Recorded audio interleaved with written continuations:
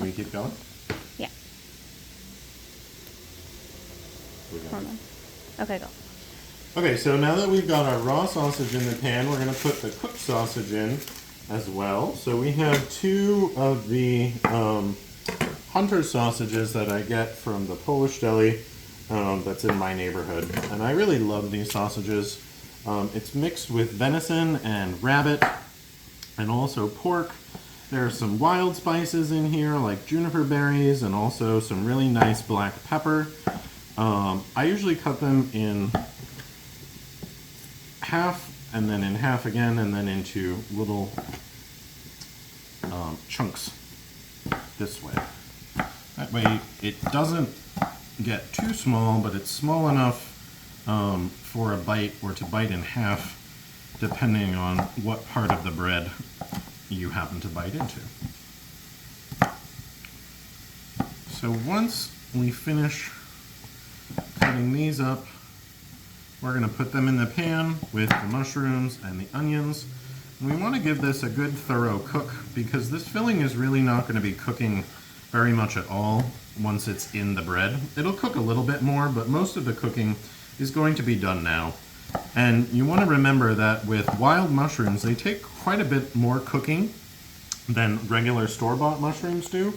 And it's better to err on the side of overcooking them rather than undercooking them.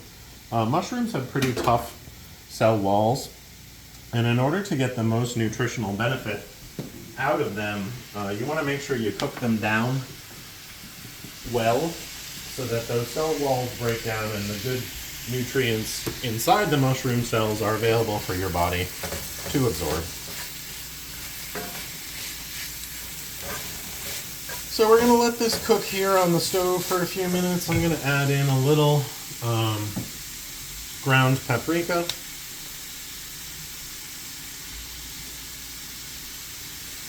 And also some annatto, which is a Caribbean spice that I really like.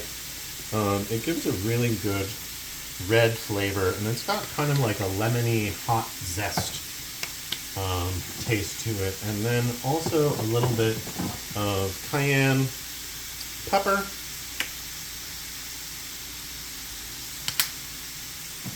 And that will do for our filling. We're just going to break up some of the Italian sausage, the fresh, and continue to cook this down.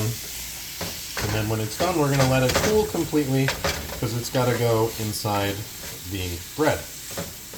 And if it's hot or still too wet, it will create steam in the bread, and then you'll end up with the filling actually steaming the inside of the bread, and you'll end up with this large pocket that you can put your fingers in, and you'll hardly have any dough or bread at all.